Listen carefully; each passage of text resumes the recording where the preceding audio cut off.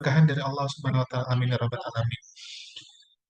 Baik, sebelum kita ke pemateri kita, alhamdulillah di tengah-tengah kita sudah ada pemateri ya, Pak Yusuf Wibisono. Nah, dan nanti juga akan bergabung juga Pak M. Soleh Farabi ya. Sebelum kita ke materi, akan ada pengantar Forum Literasi Filantropi pada pagi hari ini dari Direktur Akademisi, Pak Nana sudah bergabung dengan kita. Kepada Pak Nana Sudiana, dipersilakan untuk memberikan pengantar.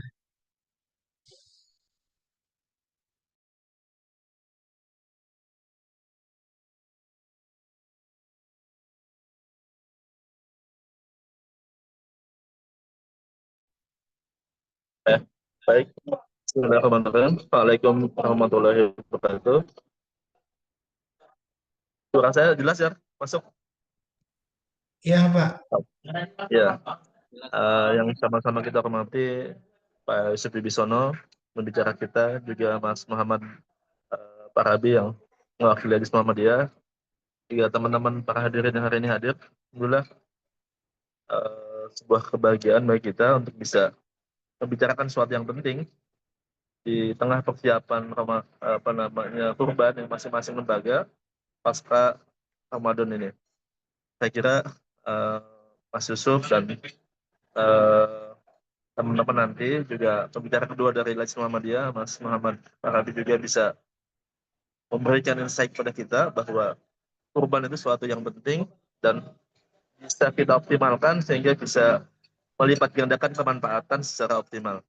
Saya kira eh, akan menarik ya, kita akan membicarakan bagaimana potensi kurban, kemudian optimalisasinya dan juga kemanfaatan bagi masyarakat, khususnya masyarakat yang selama ini jarang mendapatkan kurban.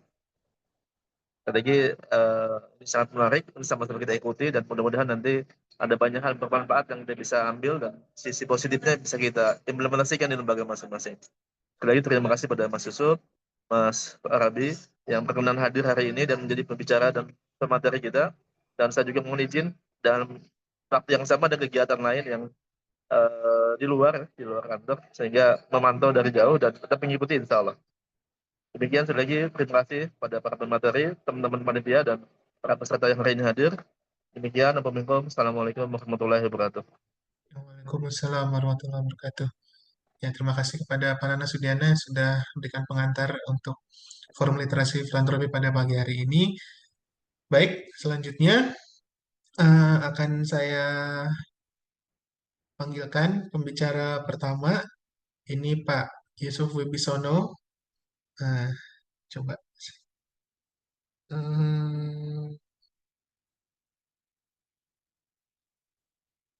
oke, Pak Yusuf sudah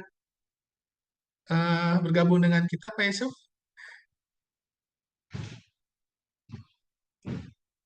Assalamualaikum. Oke, sambil menunggu Pak Yusuf ya, lanjut ke Pak Muhammad Soleh Farabi. Sudah bergabung dengan kita, Pak. Ya, Mas Tegar. Alhamdulillah Assalamualaikum. ya. Terima kasih nih Pak Soleh ya sudah berkenan menyempatkan waktunya di tengah kesibukannya untuk berbagi ilmunya dengan para peserta semua. Baik, kembali ke Pak Yusuf. Pak Yusuf sudah bersama kita, Pak Yusuf? Ya, Mas Tegar ya. Alhamdulillah, baik.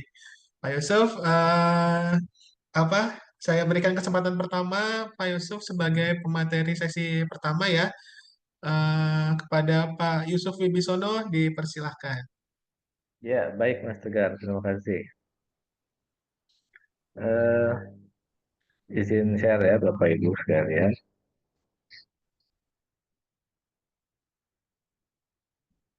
Ya. Assalamualaikum warahmatullahi wabarakatuh.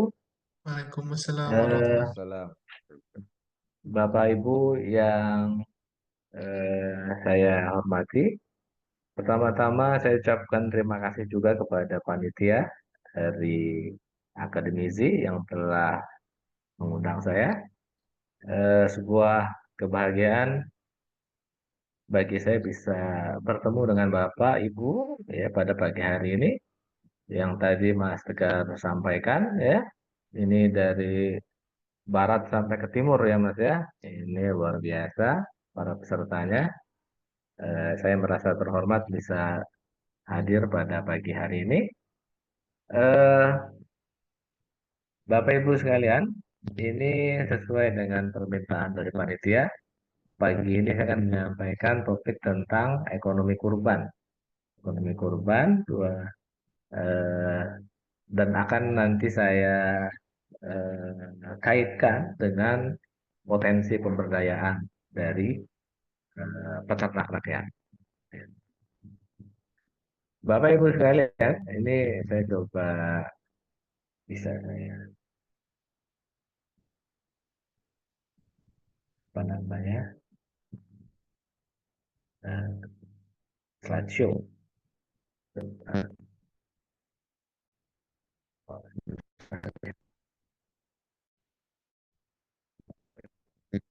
Saya maaf ya, maaf saya agak lapar ini. Oh, Iya, baik. oke. Baik Bapak Ibu sekalian ya. Jadi untuk potensi kurban ini kami di IDS kami sudah melakukan ini sejak sekitar 2017, 2018 kira-kira gitu ya. Pertama kali kami eh, meluncurkan topik ini ya dengan harapan apa bahwa kurban ini bisa benar-benar mendapatkan perhatian yang serius dan kemudian diberdayakan potensinya ya untuk kemaslahatan umat begitu. Karena kami melihat sebenarnya kurban ini adalah momentum ekonomi ya bahwa Idul Adha itu adalah hari raya umat Islam ya, tapi kurban itu adalah momentum ekonomi, economic event yang rutin setiap tahun kita akan temui begitu.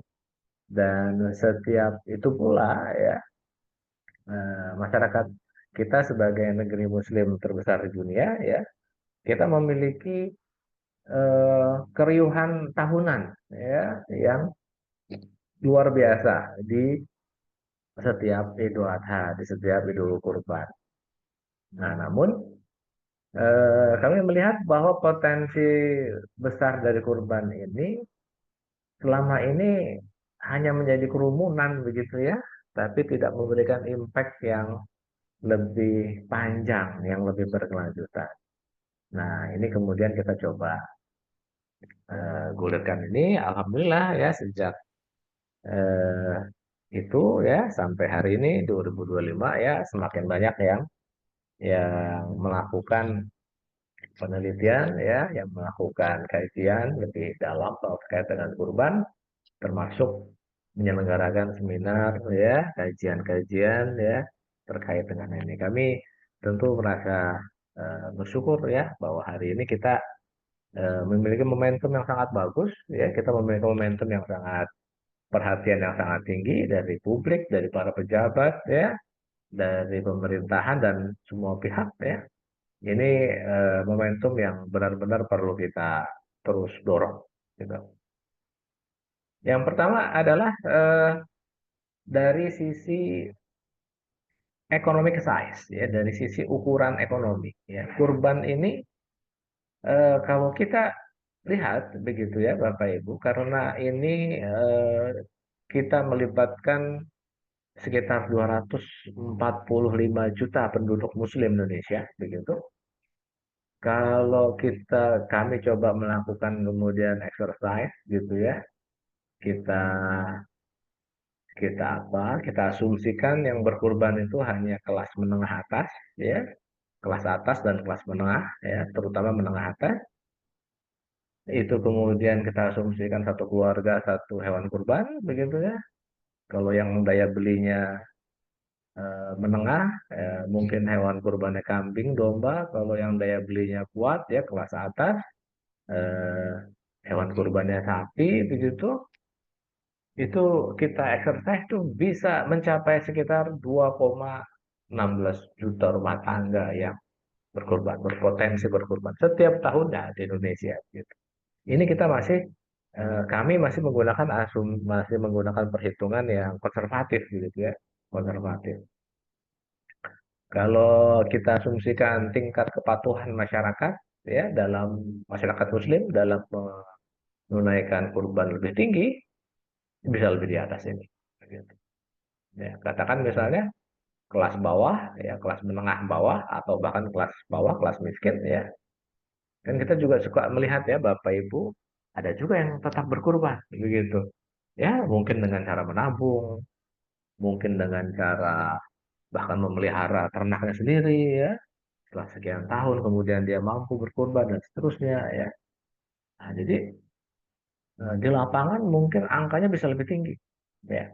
Kalau dengan perhitungan konservatif ini, perkiraan kami itu daging kurban itu setiap tahunnya tuh lebih dari 100.000 ton, lebih dari 100.000 ton daging kurban begitu.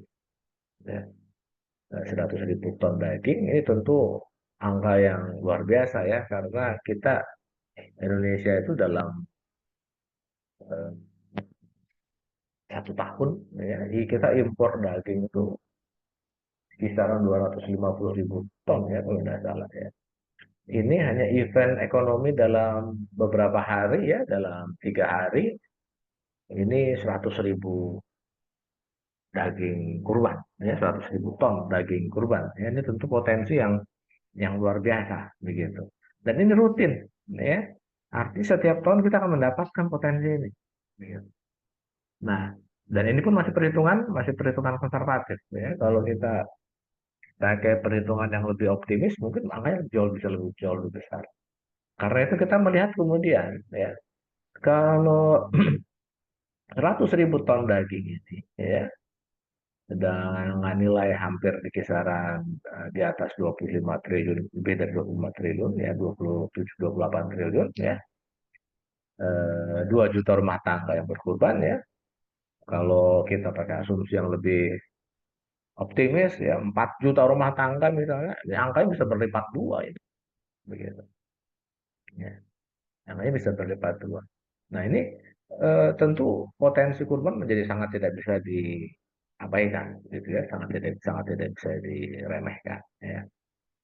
Nah, sebagai misal ya Bapak Ibu, misalnya kalau kita melihat jadi kita selama ini kalau bicara tentang kesenjangan ekonomi, kita biasanya kalau di pemerintahan ya itu menggunakan angka Gini rasio ya, Gini rasio. Dari BPS itu setiap tahun selalu menyampaikan ya angka Gini ratio kita di kisaran 0,39 gitu ya, 0,38 ya, ya disebutkan sebagai angka kesenjangan yang ya cukup baiklah begitu ya, tidak terlalu buruk begitu ya. Nah, kalau angka 0,39 ya itu menggambarkan bahwa eh, apa eh, masyarakat kita ya dari sisi pengeluaran ya yang karena angka Gini rasio kita itu diukur dari pendekatan pengeluaran ya ini menandakan bahwa antar rumah tangga itu pengeluarannya relatif tidak terlalu tidak terlalu ekstrim begitu ya, tidak terlalu ekstrim ya. Nah ini tapi kalau kita melihat ya Bapak Ibu kesenjangan ekonomi yang paling kuat itu sebenarnya adalah kesenjangan di konsumsi pangan, ya. Terutama pangan yang harganya mahal, begitu. Ya. Benar-benar kita akan melihat ya bahwa masyarakat miskin itu tidak akan mampu, akan tidak sanggup ya untuk mengakses makanan yang harganya mahal. Nah, ini menjadi bermasalah ketika apa? Makanan yang harganya mahal ini sebenarnya adalah makanan yang memiliki kandungan gizi yang sangat penting, ya. Misalnya apa? Daging merah, ya. Daging merah ini daging sapi, daging kambing gitu ya. Untuk membedakannya dari daging putih, ya seperti ayam, ya. Kita tahu bahwa salah satu gizi terpenting bagi masyarakat, terutama masyarakat dengan usia balita, ya, usia anak-anak, ya, itu adalah protein hewani, ya, protein dari hewan, ya, protein hewani, terutama dari daging merah, ya. Nah, ini eh, salah satu misalnya permasalahan sosial terpenting kita, stunting misalnya, gitu ya, gizi buruk, ya. Tinggi badan anak kurang, ya, kemudian berat badannya juga kurang, yang ini kemudian nanti akan banyak mempengaruhi intelektualitas, ya, kemampuan berpikir sang anak, yang ini nanti bisa sifatnya permanen, ya. Jadi intelektualitas seseorang itu kan umumnya apa, daya daya pikir, ya, kemampuan berpikir seseorang itu, ya, itu sifatnya permanen, itu ditentukan di masa-masa awal kehidupan, ya, terutama 1.000 hari kehidupan, ya. Kalau asupan gizinya buruk di waktu-waktu tersebut, ya, nanti itu akan forever, ya, sepanjang hidupnya si anak kan seperti itu, begitu. Nah, ini kalau kita melihat kesenjangannya luar biasa nih, ya. Ini kelompok terbawah, ya, kelompok paling miskin itu nyaris nol itu, ya. Itu yang paling bawah, ya, termiskin, ya, kelas termiskin, ya. Itu nyaris nol, ya, hampir nggak pernah makan daging, ya, hampir nggak pernah makan daging sapi kan, gitu. Sedangkan kelas yang terkaya yang paling atas, ya, itu hampir 5 kilogram per kapita per tahun. Ya, jadi tinggi sekali, ya. Jadi kesenjangannya luar biasa, ya. Jadi hanya kelas atas yang mampu mengkonsumsi daging merah, daging sapi, daging sapi. Gitu. Ya, kenapa? Karena emang harganya mahal kan, ya. Daging sapi, daging sapi kan harganya mahal. Jadi kalau kita melihat, ya, sebagian besar masyarakat kita nggak mampu, ya. Jadi bukannya nggak doyan daging gitu, ya. Bukannya nggak mau makan daging, tapi karena nggak sanggup, ya. Ini tentu sebuah sebuah hal yang memprihatinkan sekali, ya.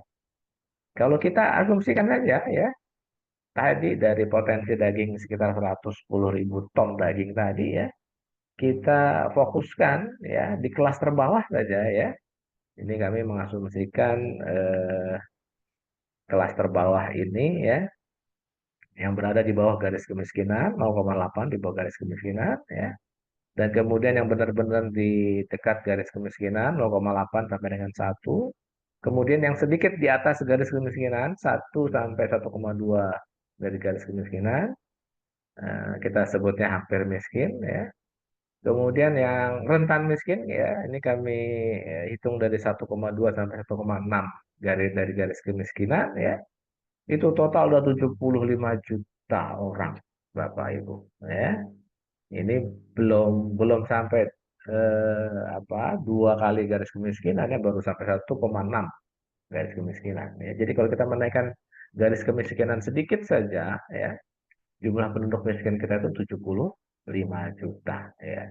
Jadi kalau kita pakai angka kemiskinan, ya, sampai di sini nih, sampai 1,0 garis kemiskinan, penduduk miskinnya cuma 16 juta, ya, sedikit, ya, cuma 16. Tapi kalau kita naikin jadi 1,6 garis kemiskinan, penduduk miskin kita jadi 75 juta, ya. Artinya eh, penduduk miskin kita itu memang apa, eh, garis kemiskinan kita yang sebenarnya bermasalah, ya. Terlalu rendah, ya. Begitu dinaikkan sedikit saja, ya, angka kemiskinan melonjak tinggi, ya. Kemarin beberapa hari lalu, ya, ada berita dari Bank Dunia menyebutkan angka kemiskinan kita 60-an persen, ya. Nah, itu karena garis kemiskinannya memang tinggi, ya, dari Bank Dunia. Jadi kalau dinaikkan sedikit saja, itu nggak mengherankan, gitu ya, kalau angka kemiskinan kita melonjak tinggi. Nah, jadi kalau lihat di sini, ya, ini 75 juta itu mungkin kisaran di sini itu udah hampir 35% lah kira-kira, ya, 75 juta, ya, 35%. Padahal kalau kita lihat angka di sini, ya, yang konsumsinya di bawah 0,5 per kapita per tahun, itu sampai 75% penduduk ini. Bapak Ibu bisa bayangkan ini, ya. 75% penduduk kita konsumsi daging, ya daging sapi, kambing ini ya, daging merah, konsumsi daging merahnya itu di bawah 0,5 per kapita per tahun, 0,5 kilogram per kapita per tahun. Ya, rendah sekali. Ini hampir 75%. Jadi kalau kita mau sedekahnya lebih banyak ya, ini kalau kalau daging kurbannya lebih banyak ya, kita bisa naikin nih sampai ke atas nih, karena hampir sampai 50% aja ya. Sampai 50% penduduk tuh masih rendah sekali konsumsi daging merahnya. Makanya kalau kita melihat ya Bapak Ibu, kenapa angka stunting kita tinggi sekali? Angka stunting kita itu masih kisaran 24%, 25% ya. Masih tinggi sekali. Ini angka stunting kita. Jadi kalau ada 4 anak-anak gitu ya, satu orangnya stunting. Kalau kita ketemu 4 anak, satu orang stunting ya. 25%. Tinggi sekali. Ya. Setiap ketemu 4 anak, satu orang stunting. Ketemu 4 anak, satu orang stunting ya. Karena seperti ini. Ya, gambaran konsumsinya itu rendah sekali. Ya, Bapak ya. Jadi kalau ketercukupan gizi dari anak-anak kita, generasi kita itu adalah rendah. Ya. Nah, ini contoh daerah ya Bapak Ibu, di mana kesenjangan konsumsi daging merah tadi itu ya, konsumsi daging sapi, kambing ya, antar daerah itu luar biasa. Ya. Kesenjangan ini dua dimensi, Bapak Ibu ya. Pertama adalah kesenjangan antara kota dengan desa. Ya. Misalnya ambil contoh misalnya di daerah Jawa. Ya. Kota-kota di Jawa misalnya kota Jakarta, ya Bekasi, Surabaya, ya itu tinggi. Ya, konsumsi dagingnya itu di atas 1,5 kilogram per kapita per tahun. Ya, di Jakarta sudah hampir mendekati 3 kilogram per kapita per tahun bahkan ya tinggi nah, konsumsi rata-ratanya. Tapi daerah-daerah pedesaan di Jawa ya katakan misalnya Lebak, Gunung Kidul, ya Pemalang, Brebes, Ngawi ini rendah-rendah sekali. Ya.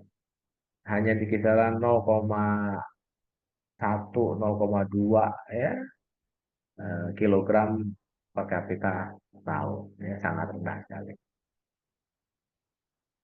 Ya. Kemudian yang kedua, Bapak Ibu, ini kesenjangannya dimensinya adalah kesenjangan antara Jawa dengan luar Jawa. Ya. Jadi kalau kita melihat nih Bapak Ibu misalnya ya kota-kota di Jawa ya itu secara umum jauh lebih tinggi daripada kota-kota di luar Jawa ya. Eh, Daerah-daerah pedesaan di Jawa masih lebih tinggi daripada desa-desa di luar Jawa begitu. Jadi ini kesenjangan udah dua dimensi ya. Di Jawa saja ya kesenjangan itu terjadi antara desa kota atau luar ya. Begitu pula dengan Jawa dengan luar Jawa itu juga dimensi kesenjangannya luar luar biasa. Ya. Nah, jadi eh, Bapak Ibu sekalian ya ini ya saya ambil contoh misalnya beberapa daerah luar Jawa tadi ya yang sangat rendah sekali ya yang kalau kita melihat ya konsumsi dagingnya itu nyaris mendekati nol ya hampir nggak pernah ketemu daging gitu ya. Di mana kemudian jumlah penduduk miskin ekstrimnya dan jumlah penduduk miskinnya ya itu relatif eh, besar ya.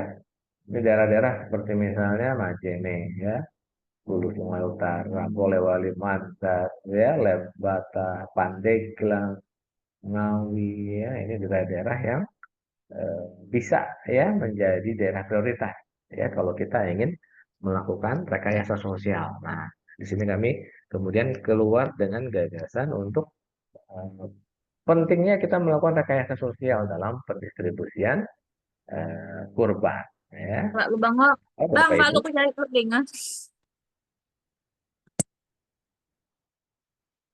Iya, baik saya lanjutkan. Eh, jadi, ini Bapak Ibu ya, kami mengidentifikasi bahwa kesenjangan kita itu luar biasa ya. Kenapa? Karena begitu kita cek ya, tempat tinggal dari orang-orang kaya Indonesia, di mana rumah tangga kaya itu berada, ya, itu sebagian besar memang adanya di Jawa dan terkumpulnya di daerah-daerah kota-kota besar, begitu. Nah, jadi kalau kita melakukan ritual kurban secara tradisional, ya, di mana orang yang berkurban umumnya membeli kurban, ya, dia bawa ke rumah atau dia bawa ke panitia kurban yang paling dekat dengan rumahnya, ya, katakan di masjid atau di pesantren, ya, atau di dekat sekolah anaknya, ya, dan seterusnya. Itu kita akan melihat, ya, potensi kurban, ya, itu akan benar-benar ngumpul di daerah perkotaan Jawa, begitu, ya. Kalau di misalnya Jakarta, ya, kami ambil contoh kasus Jakarta. Jakarta ini, apakah tidak ada orang miskin di Jakarta? Ada, banyak, ya. Dan apakah banyak orang yang berhak menerima kurban di Jakarta? Banyak, ya. Kalau kita lihat dengan potensi, ya, orang yang berpotensi berkurban di Jakarta, yang berkurban itu sangat banyak, ya, karena banyaknya rumah tangga kaya di sana, ya, sehingga kalau kita perhitungkan, ya, antara potensi kurban dengan kebutuhan mustahiknya itu jauh lebih tinggi potensi kurban. Nah, maka kemudian kami menyebutnya DKI Jakarta sebagai daerah surplus gitu. Kami menyebutnya sebagai daerah surplus kurban. Artinya di Jakarta ini potensi daging kurban berlebih itu tinggi. Ya.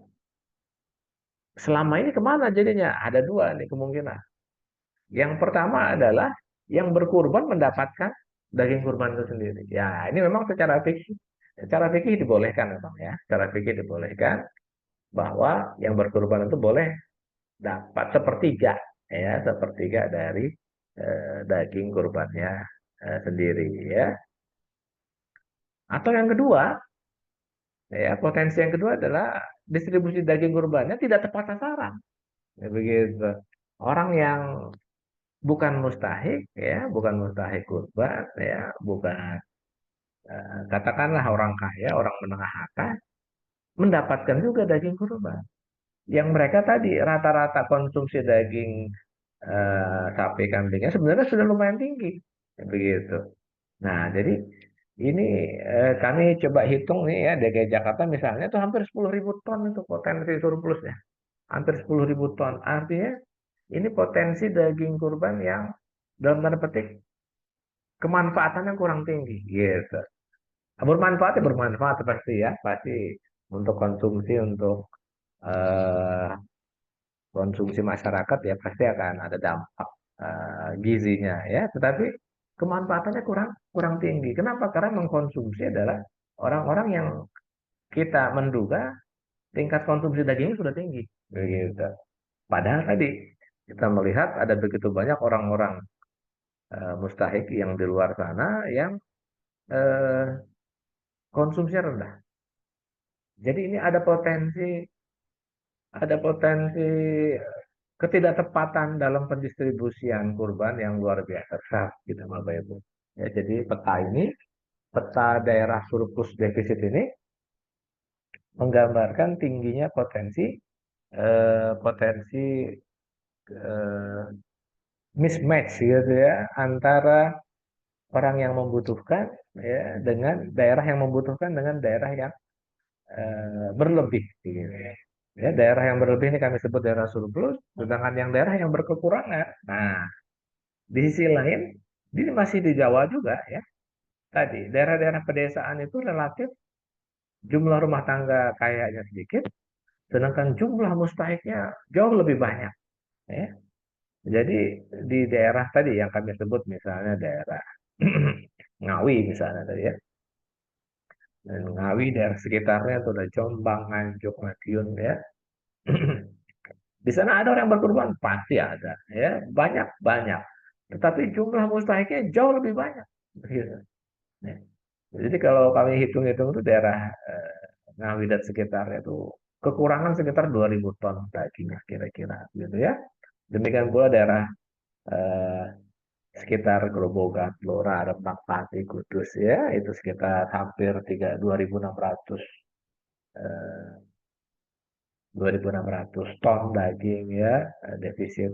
Ini daerah-daerah defisit ya, daerah-daerah yang eh, jumlah orang yang berkurbannya lebih sedikit dibandingkan dengan kebutuhan mustahiknya. Begitu. Nah, jadi peta ini Bapak Ibu ini menggambarkan ya pentingnya kita melakukan rekayasa sosial. Pentingnya kita melakukan rekayasa sosial agar apa? Agar kemanfaatan kurban kita itu lebih lebih optimal. Begitu. Lebih optimal. Nah, ini hitung-hitungan kami ya, kesenjangan dalam konsumsi daging kita ini bisa berpotensi turun ya.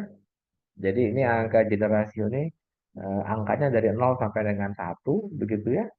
Kalau angka 0 itu artinya kesenjangan itu benar-benar hilang ya.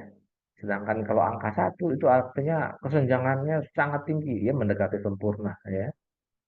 Nah, jadi kalau angkanya mendekati 1 itu semakin jelek ya. Jadi kalau tanpa rekayasa ini konsumsi daging ketimpangan konsumsi daging kita itu angkanya 0,6 mendekati 1 ya. Jadi buruk ya, buruk sekali kesenjangan kita. Nah, kalau ada rekayasa sosial dari kurban ya, kita bisa menurunkan ya ketimpangan ini menjadi 0,4. Masih cukup tinggi tapi sudah jauh lebih baik ya bila tanpa rekayasa kurban. Nah, ini kalau Bapak Ibu yang dari lembaga zakat tentu sudah tidak asing lagi ya. Salah satu cara kita melakukan rekayasa sosial adalah sebagaimana yang dilakukan oleh lembaga-lembaga zakat, yaitu em, mendistribusikan ya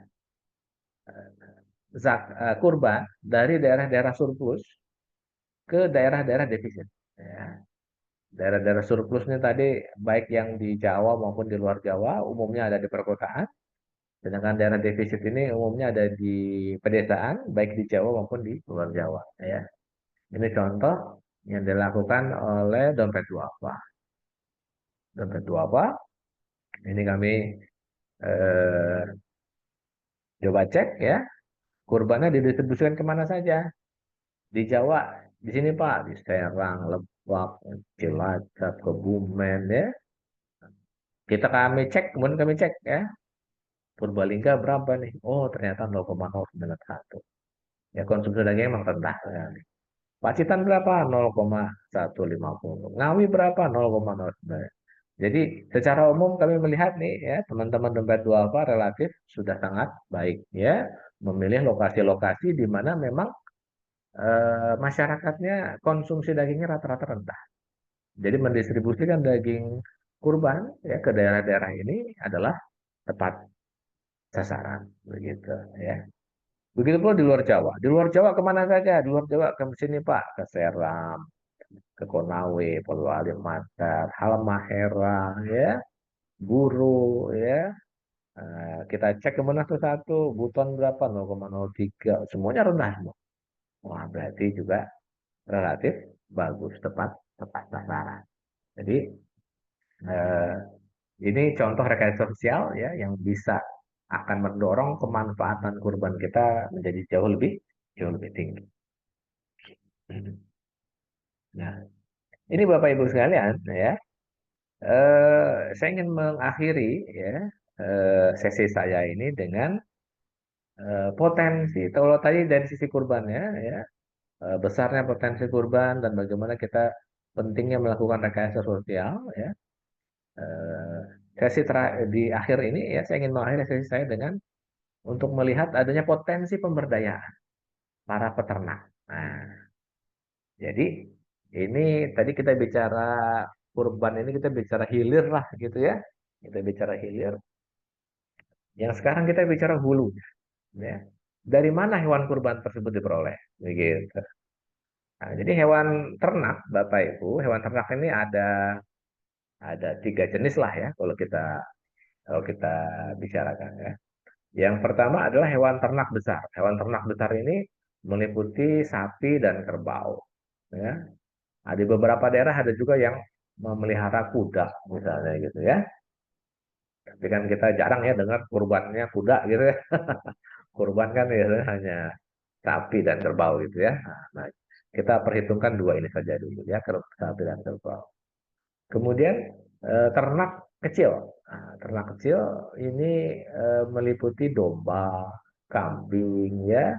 Di beberapa daerah ada juga yang ternaknya babi ya. Nah, tapi kan itu nggak kita perhitungkan juga ya. Kita perhitungkan kambing dan domba. Yang ketiga adalah ternak unggas. Nah, ternak unggas. Unggas ini umumnya adalah ayam ya dan itik ya, ayam dan itik. Ada beberapa juga kelinci dan lain. Tapi ini yang umumnya eh, nggak lazim gitu ya. Ini yang paling lazim adalah ayam dan itik gitu ya. Tapi kita juga tidak perhitungkan juga karena ini kurban biasanya hewan ternak besar gitu ya. Nggak ada yang atau hewan ternak kecil lah minimal ya, kalau kambing domba ya. Tapi nggak ada yang ternaknya kurbannya unggas kan nggak ada ya. Jadi kita ini kan juga ya. Nah, jadi kita ambil contoh misalnya bagaimana ya daging itu diproduksi dan kemudian distribusikan ya. Nah, di kita tadi saya sebut ya, kita itu eh, apa produksi daging sapi kita ya setiap tahun Indonesia itu sekitar 650 ribuan ton ya daging ya. 400 ribu ton itu dari domestik, 250 ribu ton itu dari impor begitu ya. Nah, jadi sebenarnya setiap tahun itu sudah kelihatan begitu bahwa sebenarnya kita itu punya potensi. Potensinya apa? Potensi untuk meningkatkan produksi nasional gitu ya.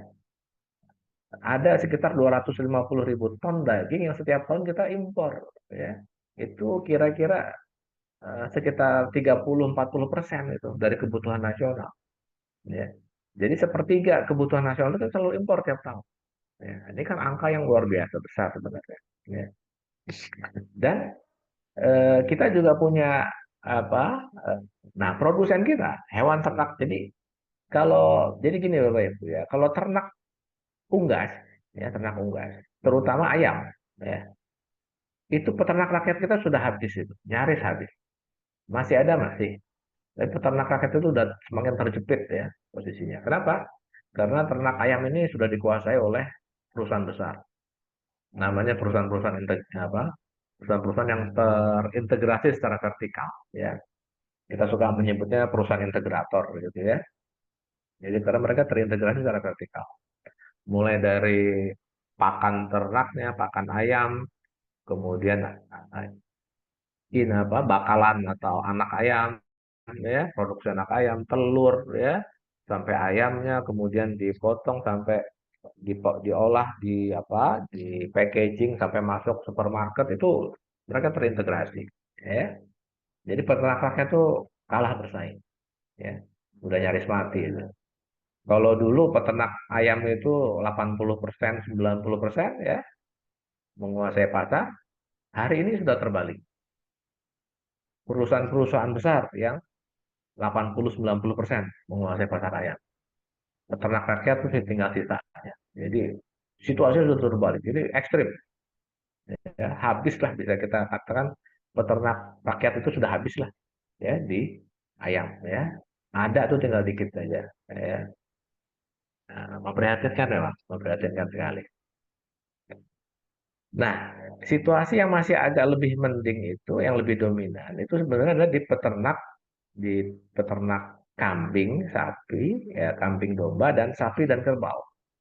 Ini masih didominasi peternak rakyat. Nah, ini sebenarnya ada peluang besar bagi teman-teman di gerakan zakat, di gerakan filantropi Islam, ya, untuk menyelamatkan peternak rakyat kita agar tidak terpuruk sebagaimana halnya peternak unggas. Ya. Kenapa? Karena mereka sekarang masih dominan ini. Ya. Perusahaan-perusahaan besar sekarang sudah masuk. Sudah banyak perusahaan besar bergerak di peternakan kambing, domba, sapi, udah banyak. Ya. Nah, tapi secara umum peternak rakyat masih lebih besar, masih dominan.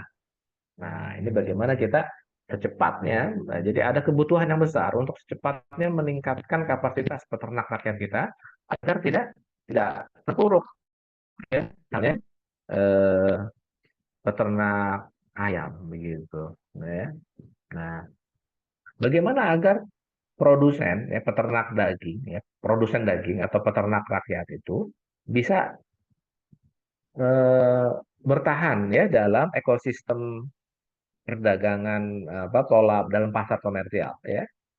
Dia harus bisa memasok secara reguler ke market, ya. Market itu terutama di perkotaan itu kan sangat bergantung kepada supermarket, ya. Sekarang juga bahkan masuk sudah mulai perdagangan online juga, ya. Nah, ini mereka ini membutuhkan pasokan yang kualitasnya bagus, terstandarisasi, dan reguler.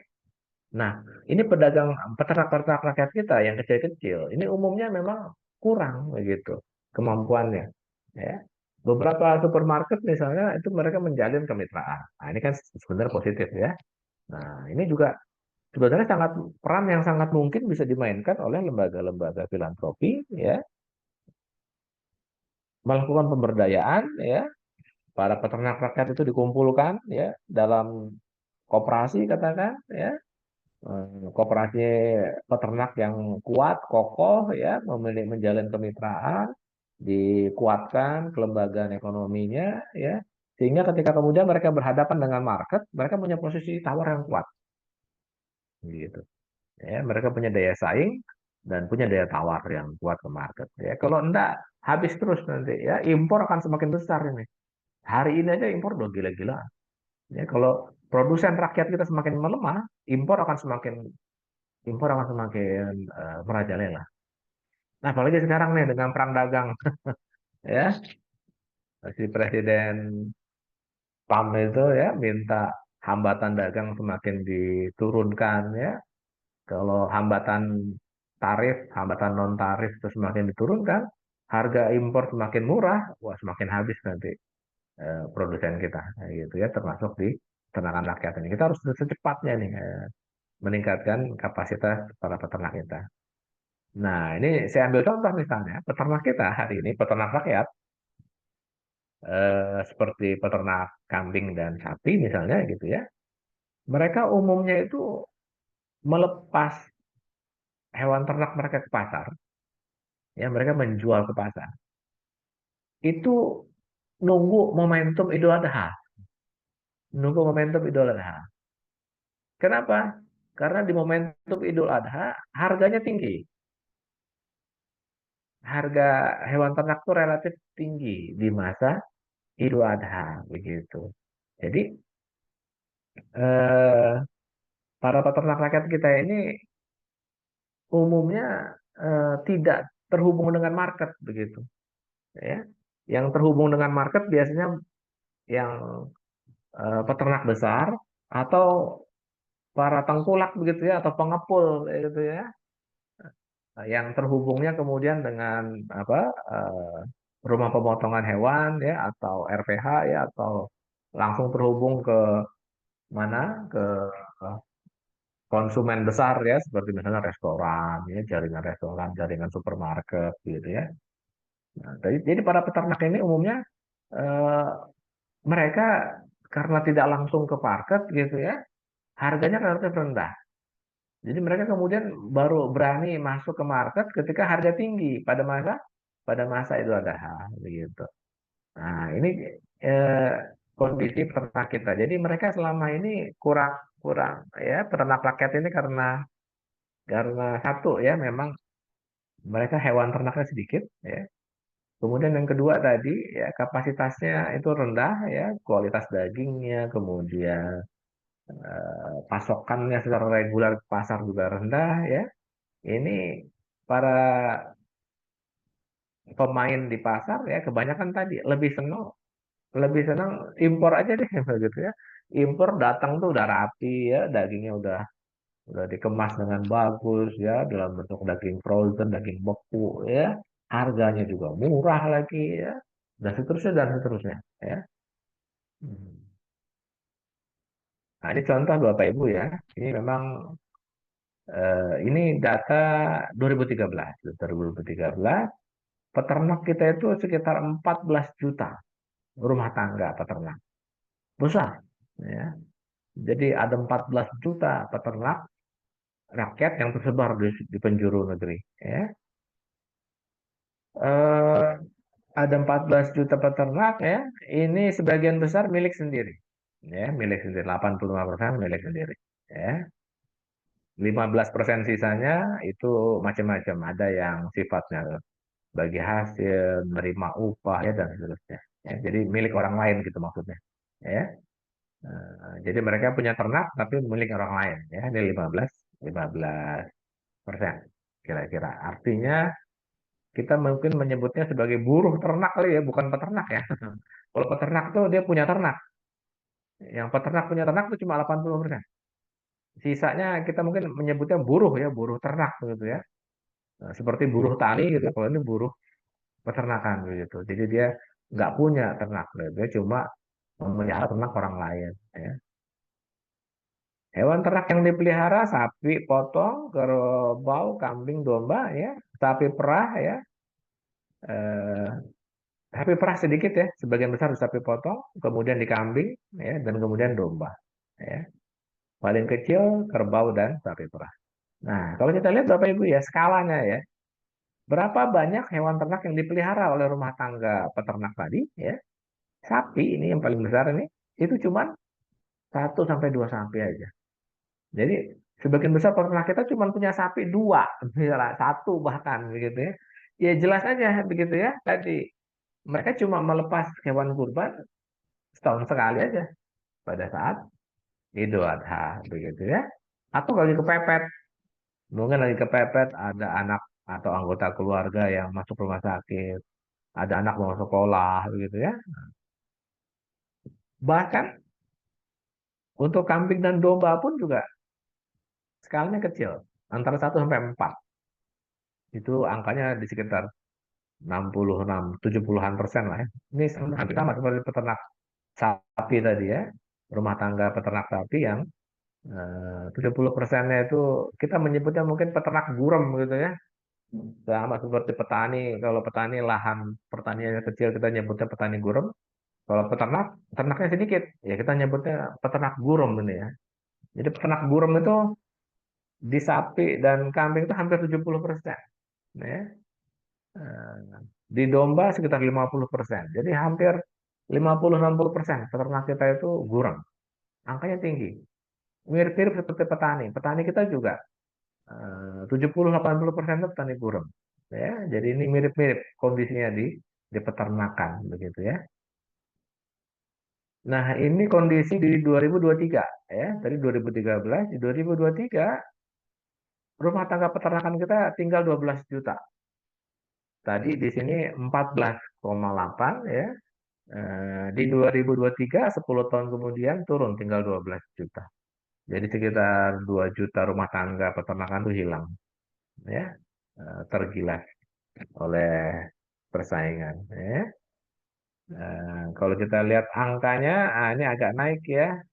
Kalau usahanya Bapak Ibu ini tadi ya rata-rata ini kebanyakan 1 sampai 2 ya ini mirip-mirip lah, ya. Belum banyak berubah nih ya. Kalaupun berubah naik ya lebih karena memang peternaknya berkurang. 2 juta tadi ya rumah tangga hilang ya. Nah, ini kalau kita melihat ya angkanya belum banyak berubah ya. Masih kisaran 2 3 ya skala usahanya itu ya. Yang paling agak mending kambing dan domba. Kambing dan domba udah 5 dan 6 ya. Skala usahanya satu peternak punya 5 kambing, punya 6 domba. Ya udah agak lumayan ya. Nah, ayam ini yang paling besar ya, sudah ribuan. Satu peternak bisa ribuan ayam ya.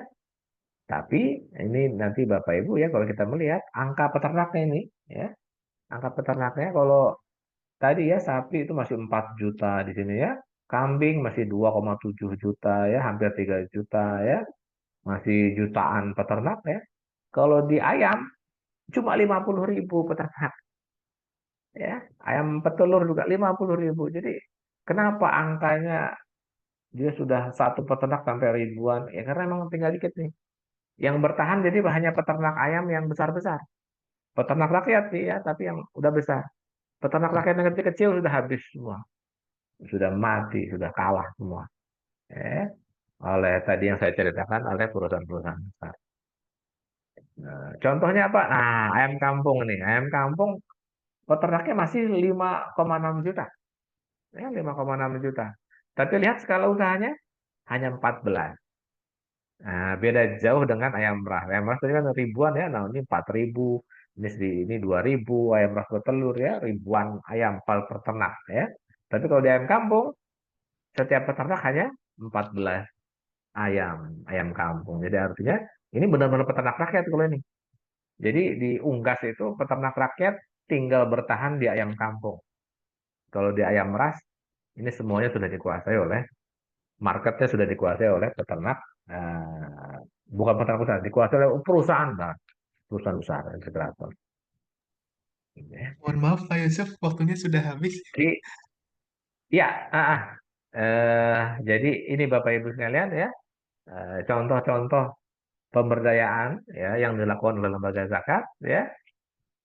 Bagaimana ini kami rangkum ya lembaga zakat ini ya umumnya mencoba menghubungkan antara sohibul kurban ya dengan peternak ya, di mana peternak ini didorong untuk memiliki kelembagaan ekonomi ya, koperasi misalnya ya yang kuat, agar apa? Agar mereka nanti skala usahanya bisa naik. Jadi cara terpenting adalah ini yang paling penting dari skala usaha ya Bapak Ibu.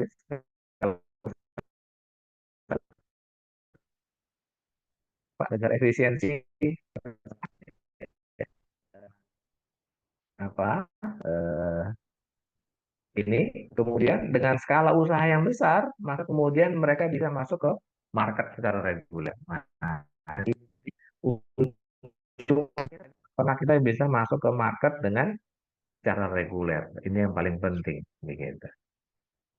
Demikian Bapak Ibu sekalian, saya akhiri pemaparan saya pagi ini. Terima kasih atas perhatian. Saya akhiri. Assalamualaikum warahmatullahi wabarakatuh.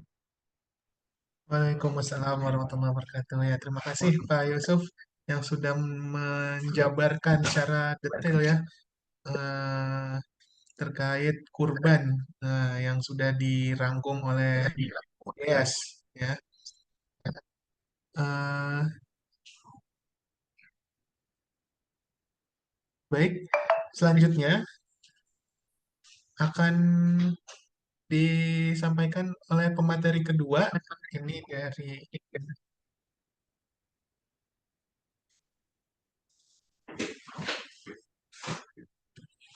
Halo? Oke, dari pemateri kedua Pak Soleh Farabi sudah siap untuk menyampaikan materinya, Pak? Insya Allah. Oke, baik. Suara Kita saya terdengar jelas? ya sudah jelas. Pada Pak Soleh Farabi dipersilakan. Ya, bisa minta bantu ditampilkan dari saya.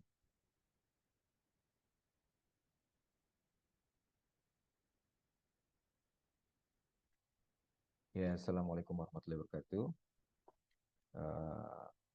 Innalhamdulillah nahmaduhu wa nasta'inuhu wa nastaghfiruh wa na'udzu billahi min syururi anfusina wa min sayyiati a'malina. May yahdihillahu fala mudilla lahu wa may yudlil fala hadiya lahu. Asyhadu an la ilaha illallah wa asyhadu anna Muhammadan abduhu wa rasuluh. Amma ba'd. Yang saya hormati Pak Anas Sudiana, Direktur Akademisi, Pak Yusuf Wibisono, peneliti senior, yang data-datanya selalu kita pakai di lembaga filantropi dan sangat membantu kita, Mas Tegar ya, selaku moderator, dan yang saya hormati juga rekan-rekan lembaga filantropi se-Indonesia yang sangat beragam ya. Ya pada kesempatan kali ini, insya Allah saya Ya. diminta Pak, maaf, ini Hmm, ada beberapa katanya suaranya kecil. Memang Oh, di saya oke. juga agak kecil ya. Tadi sih Iya, jelas iya. tapi Sekarang jelas? eh ya agak lebih besar nih. Iya. Iya. Eh, Insya Allah ya. Pak Dirut, Pak Dirut, Lazismu, mohon maaf ya. Sebelumnya dijadwalkan untuk mengisi, tapi kebetulan mendadak beliau dipanggil eh, salah satu ketua kami yang kebetulan eh, jadi penasehat ya, penasehat presiden, jadi tidak bisa ditunda. Ya insya Allah saya akan sampaikan ya secara singkat. Lanjut,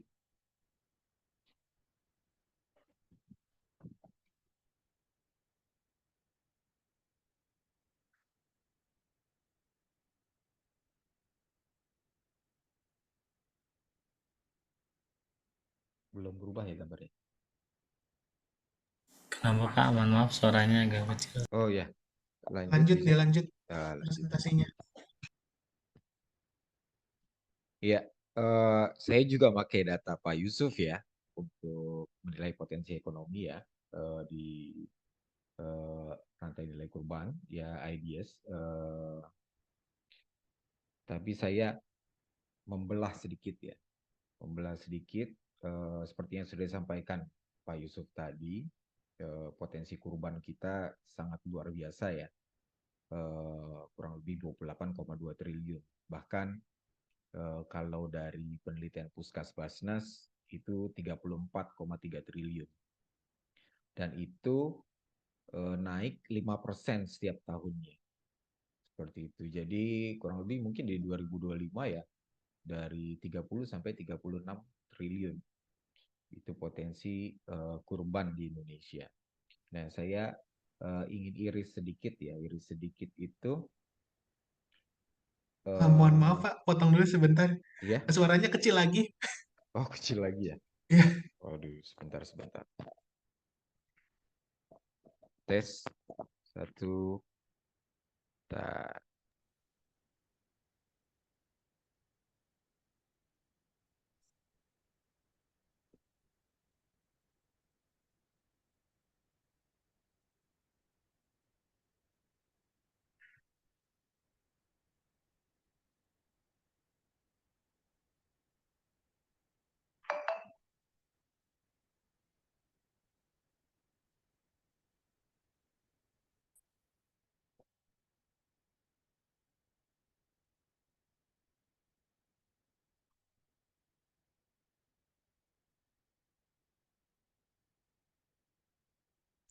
Tes. Tes ya, satu dua ya, tiga. sudah besar Pak. Sudah jelas? Ya, sudah. Ya, jelas ya sekarang ya. Ya, sudah besar sekali. Ya, ya. Jadi eh, kemarin kita itu di Lazismu itu mengadakan workshop ya, workshop untuk eh, pemberdayaan peternak. Nah, ini ada kaitannya juga dengan kurban. Dan kita memang selama ini eh, kita termasuk di Lazismu itu pemain yang agak lambat ya dalam hal kurban. Beda misalnya sama dengan Nurul Hayat atau Easy atau Dompet Duafa atau Rumah Zakat gitu. Makanya kita benar-benar pengen tahu ya, pengen belajar dari peternak langsung mengenai ekosistem peternakan. Jadi di share itu untuk industri keberlanjutannya ya, setelah kurban itu misalnya Akikoh. Akikoh itu potensinya 6,3 juta ekor per tahun, kambing dan domba. Tapi kita juga harus tahu jenis ternak yang tepat, gitu ya. Ternyata permintaan kambing dan domba itu didominasi kalau di Indonesia itu domba. Jadi 72,73% kurban kambing domba itu didominasi oleh domba. gitu. Jadi kita memang harus tahu juga jika ingin melakukan pemberdayaan harus tahu juga mana ternak yang tepat untuk dipelihara oleh peternak ya. Eh, jadi potensi marketnya sangat sangat besar gitu. Lanjut.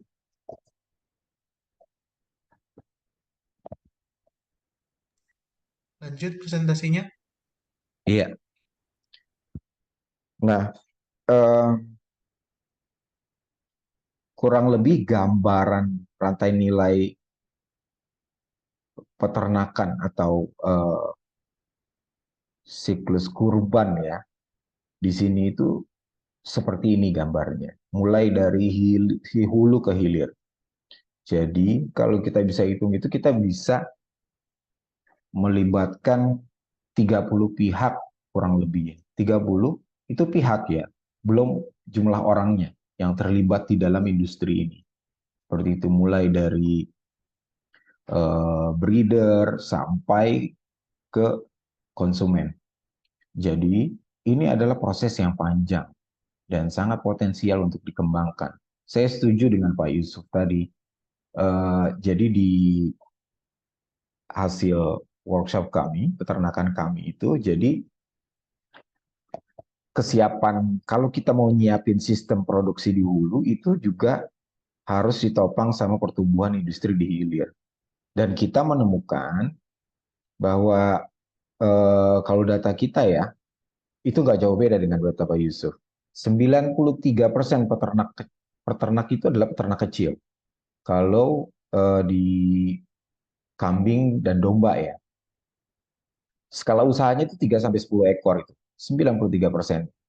Kemudian sayangnya produktivitasnya masih rendah. Benar juga apa yang dibilang oleh Pak Yusuf. Jadi mereka hanya nunggu digemukkan, nunggu sampai kurban baru dijual dengan nilai yang tinggi. Padahal mereka nggak tahu kos yang mereka keluarkan itu sebenarnya nggak sebanding juga dengan keuntungan yang didapat ketika dijual pas kurban. Kelihatan besarnya jadi dijual pas kurban.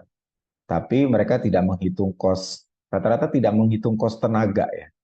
Tenaga ngarit, kemudian mengurus, dan lain sebagainya. Makanya kebanyakan sebenarnya tidak sebanding. Kemudian proses yang dilakukan dalam pengelolaan kandang, kemudian pencarian pakan, itu juga banyak yang belum efektif. Tipe ternaknya juga banyak yang beternak dalam skala kecil, tapi bukan jenis yang sebenarnya demand-nya tinggi di pasar seperti itu. Dan sama pernyataan saya dengan Pak Yusuf, rata-rata peternak ini tidak terintegrasi sama sistem pasar.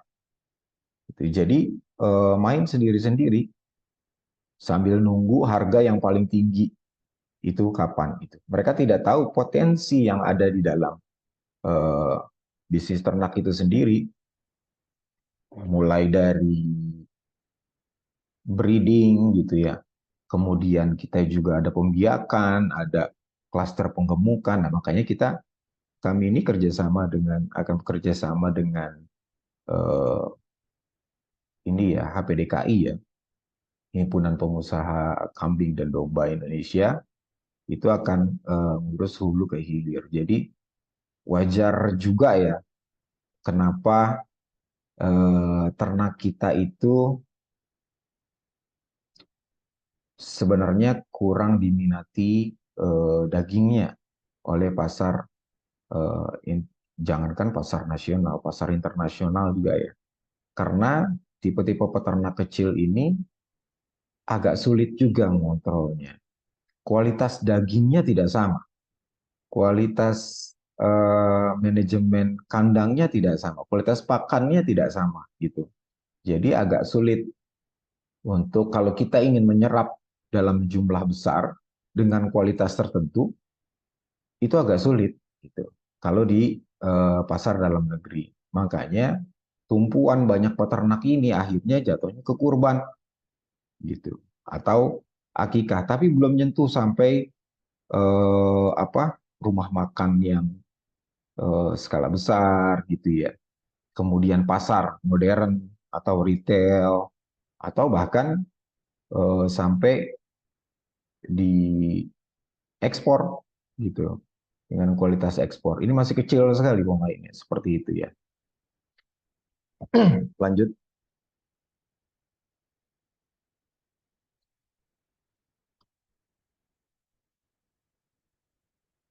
Nah, salah satu cara untuk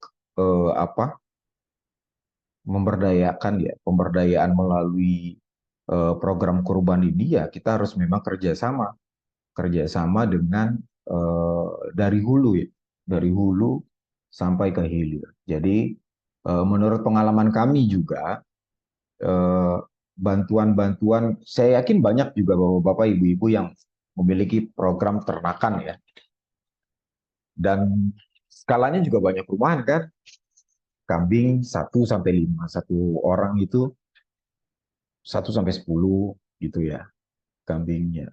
Bahkan ada yang satu rumah tangga atau kakak itu diberikan bantuan ternakan 2 ekor kambing kayak gitu ya. Dan ini masih banyak dilakukan. Dan kalau di kita, jadi kami belajar dari pengalaman memang sangat tidak efektif. Ya banyak yang ternak yang akhirnya, walaupun sudah diberikan pelatihan, tapi banyak yang akhirnya ternaknya mati atau ngaku mati ya. Nah, itu 2 hal yang berbeda. Tahu-tahu kambingnya hilang gitu kan. Bukan makin tambah banyak, tapi hilang. Misi lembaga zakat itu kan, misi terbesar lembaga filantropi itu kan menjadikan mustahik menjadi muzaki. Itu mengubah mustahik menjadi muzaki. Nah, kalau dalam hal konteks kurban atau peternakan ya, kami sudah hitung-hitungan. Jika kita melakukan pemberdayaan melalui program peternakan, memberikan 1 atau 2 ekor atau 10 ekor domba atau kambing, itu belum mampu mengubah seorang mustahik menjadi muzaki. Biaya perawatan atau biaya perawatan, dan pengurusan yang dilakukan oleh seseorang ya, itu biayanya tidak jauh berbeda antara beternak 10 ekor domba dengan 100 ekor domba. Tapi keuntungannya jauh lebih besar ketika dia memelihara 100 ekor domba dengan effort yang sama. Gitu. Kalau hitung-hitungan di kami itu, kami baru menghitung secara kasar. Itu kurang lebih 160 juta. Satu orang. 160 juta untuk mengurus 100 ekor domba. Dengan waktu 80 hari atau 2,5 bulan ya, dia bisa menghasilkan keuntungan sampai 14 juta. Nah, itu baru misi kita ini ya, mengubah mustahik menjadi muzaki. Jadi masih butuh modal yang banyak nih kalau kita memang ingin mengubah mustahik menjadi muzaki gitu. Jadi kemitraan ini harus dibentuk biar produknya juga seragam kualitasnya, secara kualitas. Jadi kami juga belajar memang harus berpartner dengan industri yang lebih besar, tapi industri yang memihak kepada rakyat kecil ya, dan support UMKM. Artinya dia bisa bikin sistem clustering. Jadi mulai dari breeding, kita bisa melibatkan peternak-peternak lokal untuk melakukan pembiakan. Kemudian kita juga bisa menggait peternak-peternak lokal untuk melakukan fattening, penggemukan, gitu. Jadi ada dua klaster berbeda. Tentu saja ini juga akan berpengaruh terhadap bisnis-bisnis lainnya ya. Industri di sekitarnya akan tumbuh. Ini distribusi, kemudian pengolahan limbahnya, kemudian produk turunannya, dan lain sebagainya. Ini baru dari hulu ya, belum sampai nanti kita masuk ke industri makanan halal. Gitu. Jadi memang harus ada off-takernya. Jadi harus ada yang ngejamin juga. Harus ada yang ngejamin bahwa peternak yang kita bantu itu akan diserap terus secara kontinu hasil ternaknya, gitu ya. Ada menjamin. Kalau kualitasnya bagus pun, tentunya banyak yang menginginkan. Tapi jadi nanti peternak tidak perlu peternak kecil ini tidak perlu memikirkan harus menjual ke siapa, harus melakukan pemasarannya seperti apa, nggak perlu. Sudah ada off-takernya, gitu. Dengan pembagian hasil yang tentunya menguntungkan, gitu, menguntungkan semua pihak. Kemudian memang kita harus buat organisasi di sekitarnya, terutama misalnya contohnya koperasi ya. Nah ini kalau ini juga kan bisa memanage ya, manage keuangan peternak. Kita temukan masalah di lapangan itu, salah satu problem peternak kecil itu adalah manajemen keuangan. Ya, ini juga jadi problem. Nah, di sini koperasi bisa menjadi jembatan, baik melakukan pelatihan maupun pemantauan dan pengawasan, gitu, atau pendampingan secara langsung untuk melakukan manajemen keuangan dalam pembelian pakan, pengurusan ternak, dan lain sebagainya. Lanjut.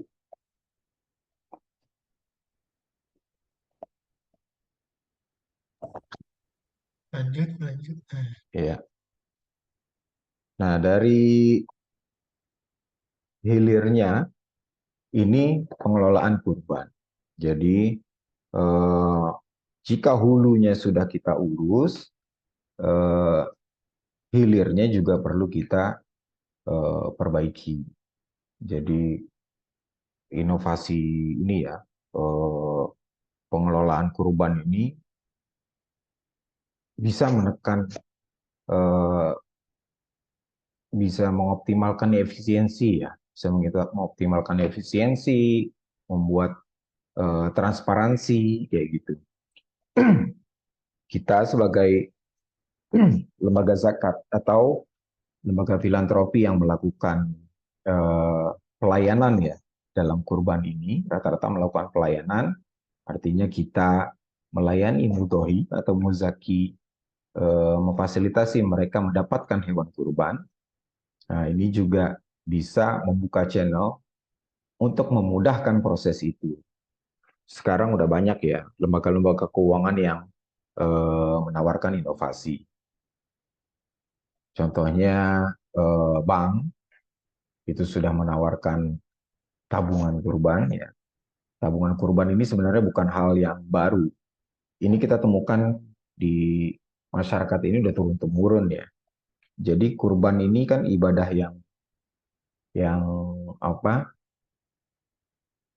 Cukup memegang nilai gengsi tinggi di masyarakat. Jadi kami temui di beberapa kelompok masyarakat itu ada tabungan secara tradisional. Jadi mereka setiap hari menabung berapa untuk kemudian nanti di saat Idul Adha diambil atau dibelikan hewan kurban secara berjamaah. Seperti itu. Nah ini kan kalau zaman sekarang kita sudah bisa lewat HP ya, lewat HP atau lewat web, atau bekerja sama dengan platform seperti Kitabisa dan lain sebagainya, Tokopedia, Shopee, dan lain sebagainya. Jadi ini juga kita membuka potensi untuk penyerapan hewan kurban itu secara lebih luas ya.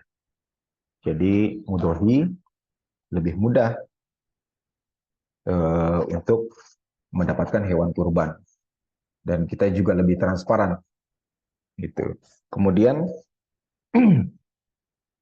tapi ini juga tidak boleh lepas dari sisi eh, sosialnya ya. Sekarang itu sudah banyak ya lembaga-lembaga filantropi yang melakukan eh, pemberdayaan peternakan ini, terutama untuk kurban ini dari hulu ke hilir. Bahkan sudah memberdayakan juga kaum-kaum marginal ya, baik itu masyarakat miskin, kemudian juga difabel atau disabilitas. Kami juga sudah melakukan itu, jadi mereka punya kesempatan yang sama dan mereka ternyata juga punya kemampuan yang sama untuk mengelola peternakan sebaik mungkin. Seperti itu, hanya butuh pelatihan, dorongan, dan pendampingan, tentunya dengan modal usaha juga. Dan di sini lembaga filantropi bisa menjadi jembatan ya, menjadi jembatan dengan eh, antara donatur dengan mustahik. Jadi kita mencari donatur yang memiliki misi yang sama, eh, baik itu perusahaan maupun individu yang ingin melakukan pemberdayaan atau membantu mengangkat harkat derajat orang lain. Seperti itu. Lanjut. Nah ini sebenarnya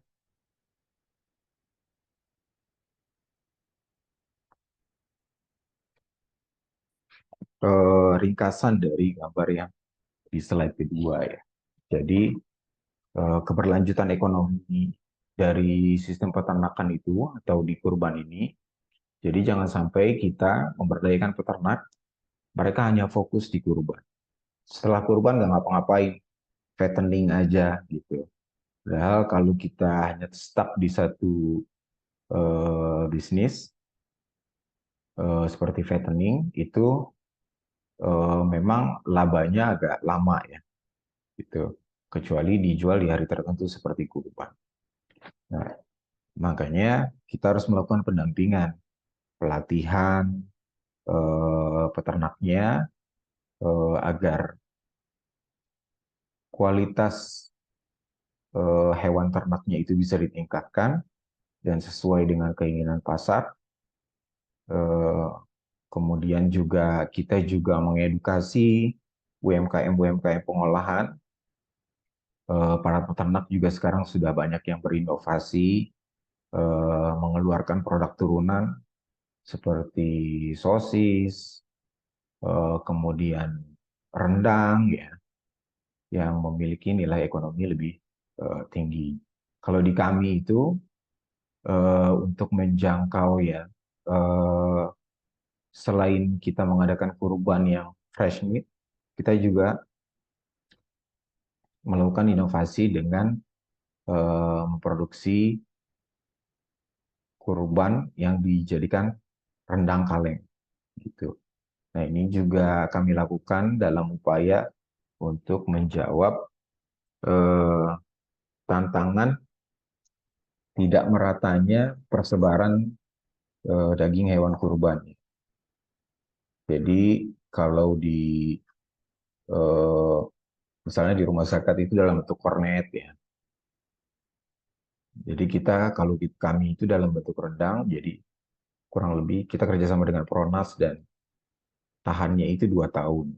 Jadi itu bisa kita distribusikan kepada masyarakat-masyarakat yang membutuhkan, terutama yang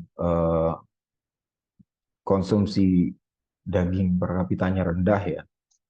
Itu setelah kurban gitu, itu bisa dikonsumsi sepanjang tahun. Dan kita juga menyalurkan ke daerah-daerah yang terkena bencana atau korban bencana alam, itu juga jadi siap saji gitu ya. Nah, ini pengolahan-pengolahan ini harus diberdayakan juga. Kemudian kita juga nilai ekonomi kurban juga pada saat di hulu itu juga melibatkan pakan ya, pakan ternak. Jadi kami juga pernah kerjasama dengan UGM ya, salah satu kampus di Jogja itu untuk pendampingan peternak untuk menanam pakan. Jadi yang kami tanam itu Gama Umami, kalau salah namanya. Itu untuk pakan ternak bergizi tinggi, mudah ditanam, dan itu jika diolah bisa tahan sampai 4 bulan gitu dikemas. Jadi itu bisa dijual lagi dengan nilai lumayan tinggi kepada peternak lain. Gitu. Jadi produksi pakan ini nggak bakalan berhenti, akan terus berjalan sepanjang tahun. Kemudian kita juga ini ya, memanfaatkan limbah kurban, itu juga bisa dimanfaatkan lewat pupuk organik, kemudian biogas. Itu juga sudah pernah kami lakukan dan ternyata memang efektif juga ya, tapi belum bisa dalam skala besar, misalnya biogas. Kalau pupuk organik itu bahkan kurang, di petani mintanya banyak ya, banyak membutuhkan, selain karena harga pupuk itu semakin tinggi, banyak juga petani yang sekarang merubah pola cocok tanamnya menjadi organik seperti itu, karena memiliki nilai ekonomi yang lebih tinggi. Baik, lanjut. Nah, ini yang terakhir ya, itu kolaborasi lintas sektor. Dalam industri peternakan atau kurban ini, itu banyak pihak yang sebenarnya bisa terlibat. Lebih banyak dari ini, tapi sebenarnya tokoh kuncinya adalah ini. Yang pertama lembaga filantropi, kemudian korporasi atau lembaga keuangan, pemerintah, dan akademisi. Jadi kami juga butuh memang penelitian-penelitian seperti yang dilakukan oleh Pak Yusuf ya, sebagai bahan utama untuk melakukan tindakan. Jadi mana yang daerah yang membutuhkan, kemudian peternakan yang bagus itu seperti apa. Nah, itu kita sangat butuh datanya. Nah, keterlibatan pemerintah juga ya, selain membuat peraturan juga sebenarnya bisa melakukan pendampingan. Kalau di Australia yang sudah bagus itu ya, peternakannya itu, pemerintah itu ikut campur dari mengawasi dari mulai peternakan sampai penyembelihan dan pengiriman gitu. Jadi pemerintahnya terlibat langsung, didampingi. Jadi angka kematian, misalnya angka kematian domba mereka itu, tingkat kematiannya 0,3 sampai 0,1 sampai 0,4%. Bahkan sering juga terjadi 0% gitu. Kita kan kadang masih ngalamin ya, mesin domba 100 misalnya, sampai dari Jawa Tengah sampai Jakarta ada yang meninggal 2 atau 3 atau 5 kayak gitu. Nah, ini kan perlu SOP yang lebih jelas sih. Perlu SOP yang lebih jelas, kemudian pelatihan kepada peternakan yang lebih bagus. Jadi mereka dapat meningkat ekonominya itu bukan hanya pas kurban, tapi juga setelah kurban mereka masih bisa muter juga. Di sini juga ada dari Nurul Hayat ya, itu expertnya, ahlinya itu terutama di bidang akikoh ya. Ini pangsa pasarnya sangat besar dan demand-nya setiap tahun itu naik gitu. Apalagi kita ini belum menyentuh dam ya, yang kabarnya ini akan bisa dialihkan ke Indonesia. Nah, bayangkan pertumbuhan jamaah haji setiap tahun 10%. Damnya bisa ratusan ribu kambing ya. Satu orang itu kalau melakukan pelanggaran satu, ya satu kambing. Kalau misalnya melakukan tiga, satu orang bisa tiga kambing. Nah, ini juga potensi yang sangat besar ya, apabila ini mampu diwujudkan.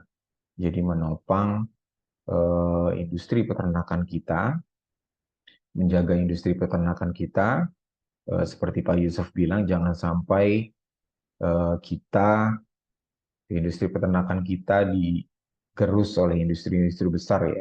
Kita harus mempertahankan itu tentunya dengan berkolaborasi.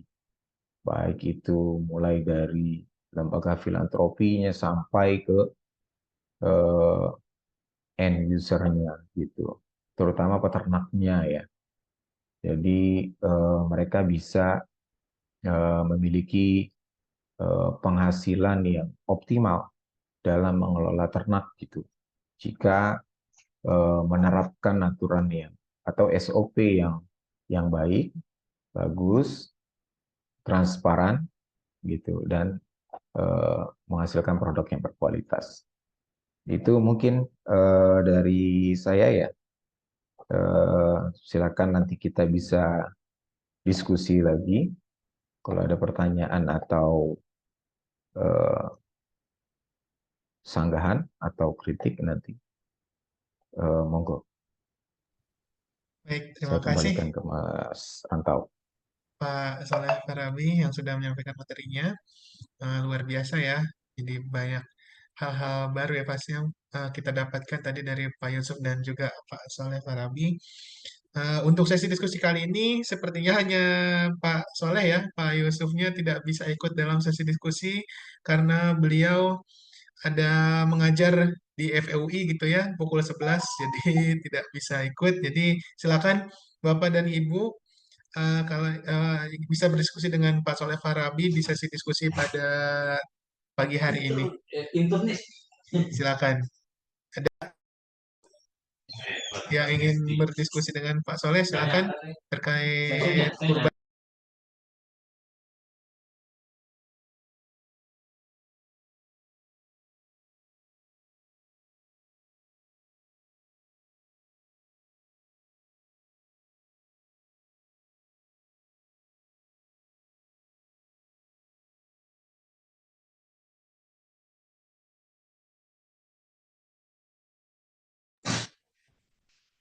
Bapak dan Ibu, silakan. Kapan lagi nih kita bisa berdiskusi panjang dengan para pemateri yang luar biasa.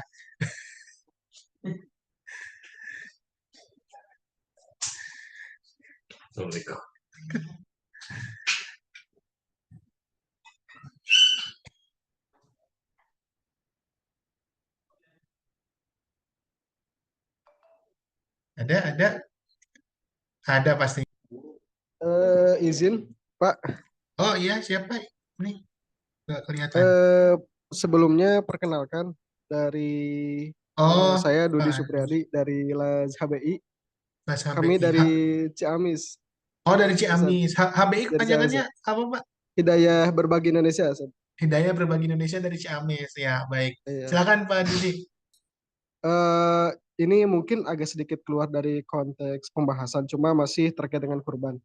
Kalau di kami di sekitar Ciamis itu banyak masyarakat yang melaksanakan arisan kurban, Ustaz. Nah, itu kira-kira secara fikih dan juga pembahasan mungkin seperti apa, Ustaz?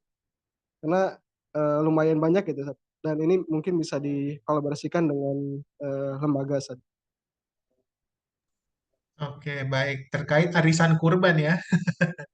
Betul, San. Oke, baik. Silakan Pak Soleh Farabi nih, Terima kasih. mungkin bisa Assalamualaikum. berikan jawaban.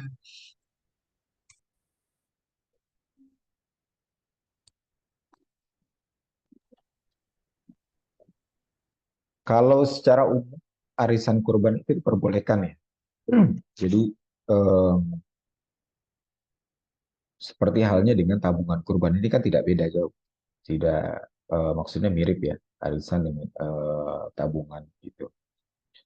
Untuk memfasilitasi mereka yang belum mampu, yang ingin menunaikan ibadah kurban seperti itu. Jadi memang ada juga yang berpendapat eh, haji dan kurban adalah ibadah bagi hanya bagi yang mampu seperti itu kan. Tapi kan wallahu alam bisawab ya. Eh, Cuma dari Dewan Pengawas Syariah kami itu berpendapat boleh itu dibolehkan. Jadi itu kan termasuk fikih kontra teror ya, termasuk kurban 1/7 juga seperti itu, gitu. Jadi mayoritas ulama, sepengetahuan saya itu mengizinkan untuk eh, melakukan penghimpunan kurban secara berkala. Sudah dalam hal misalnya secara produk itu tabungan kurban atau misalnya di masyarakat itu arisan kurban seperti itu. Jadi diambil eh, yang maslahatnya. Asal tidak ada unsur riba di dalamnya maupun misalnya ada keuntungan untuk siapa gitu. Jadi sama-sama diuntungkan dan transparan ininya prosesnya. Begitu mungkin Ustaz Budi. Siap, Ustaz. Jazakallah khair, Ustaz. Oke, baik. Ini insya Allah boleh ya. Insya Allah tidak ada unsur yang merugikan dan juga riba mungkin ya. Ya, itu diperbolehkan. Baik, ada lagi? Bapak dan Ibu, Akang Teteh, Mas, Mbak, udah Uni semua yang hadir di sini. Tadi kayaknya ada yang angkat tangan ya, tapi di ini siapa nih? Mbak Bunga Oktavia tadi kalau nggak salah ya. Mau bertanya langsung? Silakan. Lewat kolom chat juga boleh, nanti dibacakan ya pertanyaannya. Silakan.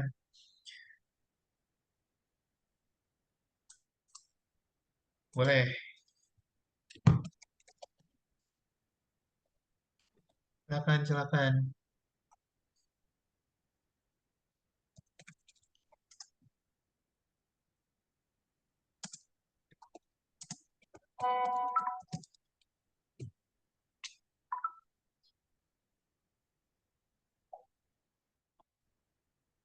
Oke, ini ada pertanyaan Pak Soleh Farabi. Eh,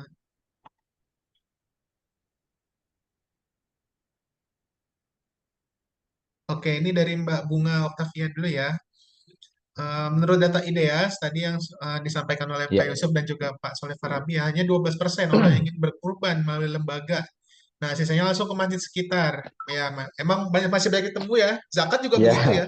Masih banyak yang langsung ke mustahik betul, maupun ke betul. masjid gitu. Nah, strategi apa yang bisa kita lakukan nih sebagai lembaga filantropi, lembaga zakat dan sebagainya supaya masyarakat berkeinginan dan mau gitu ya ikut kurban di lembaga kita nih, Pak Soleh Farabi. Iya, ada dua hal yang ingin saya soroti di sini. Yang pertama, kita harus tahu alasan mereka ingin berkurban di masjid sekitar itu apa, gitu. Misalnya ingin membantu tetangganya atau eh, ingin berkurban yang dekat seperti itu ya, atau memang mereka eh, kesulitan menemukan kanal lain selain toa masjid yang di sekitar. Diumumkan masjid menerima kurban, Masjid Nurul Hidayah menerima kurban mulai dari tanggal segini sampai tanggal segini. Itu satu-satunya informasi yang mereka dapat misalnya seperti itu ya. Jadi mereka berkurbannya ke situ. Jadi kita harus tahu alasannya dulu. Kenapa banyak masyarakat yang memang berkorban, dan ini banyak terjadi ya di masyarakat ya. Eh, tapi juga ada yang ingin langsung misalnya ingin berkurban di kampung halamannya gitu. Nah, ada beberapa cara ya atau strategi yang bisa kita lakukan untuk mengakomodasi. Seperti yang saya sudah contohkan sebelumnya, kita perlu inovasi dalam penghimpunan, membuka kanal sebanyak-banyaknya untuk mempermudah masyarakat menunaikan kurban, baik itu lewat website, lewat aplikasi mobile, bisa lewat aplikasi perbankan gitu dengan kerjasama dengan perbankan, dan juga kita bisa menyebarluaskan informasi ini lewat berbagai macam cara ya, baik secara online maupun offline. Yang kedua, kita bisa melakukan inovasi program.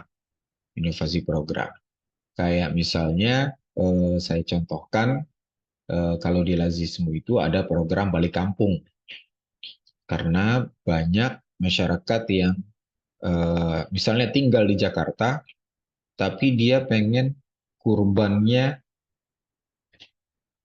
di Jawa Tengah, misalnya ya, di Banyumas atau di mana. Nah, tapi dia nggak sempat nih ke sana. Nah, tugas kita di situ untuk memfasilitasi. Jika kita memiliki jaringan, eh, jadi dia bisa berkorban melalui kita, dan kita akan sampaikan amanahnya secara baik ya. Hewan kurbannya kita kirim ke daerah yang dia tentukan. Seperti itu. Atau bisa lewat program-program inovatif lain. Ya, misalnya kemasan gitu ya. Jadi insya Allah nanti hasil kurban Bapak Ibu itu akan bisa disalurkan bahkan sampai Merauke, seperti itu ya. Jadi kalau dibuat kemasan. Jadi itu ya, kita harus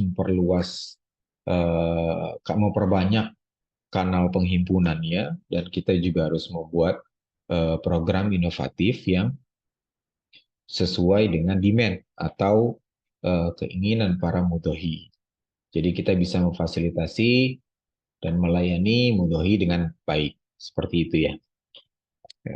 Bagus pertanyaannya, Pak Bunga.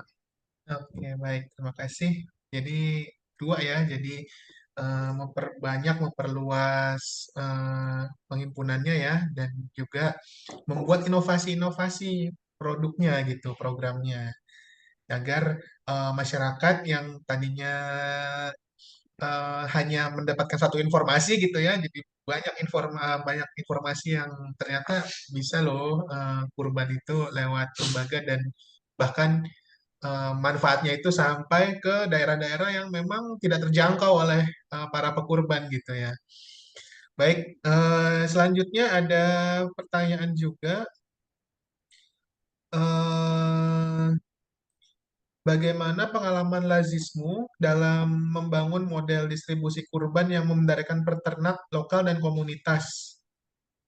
Terus inovasi yang telah dilakukan Lazismu dalam digitalisasi layanan kurban, ya. Dampaknya setelah digitalisasi itu terhadap partisipasi masyarakat yang berkurban itu gimana? Seperti itu.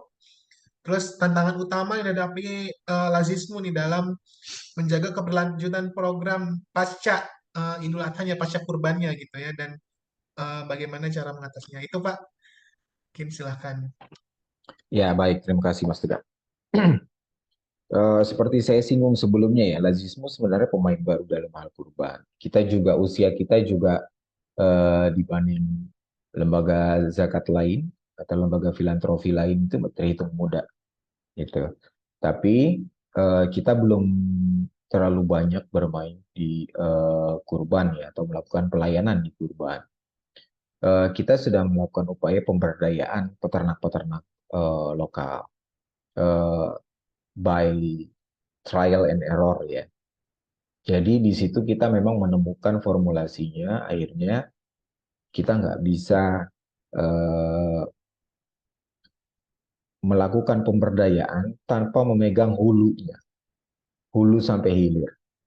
Kalau kita eh, memberikan modal usaha bagi peternak, terutama bukan peternak yang upscaling ya, peternak yang memang baru beternak seperti itu effortnya luar biasa dan apa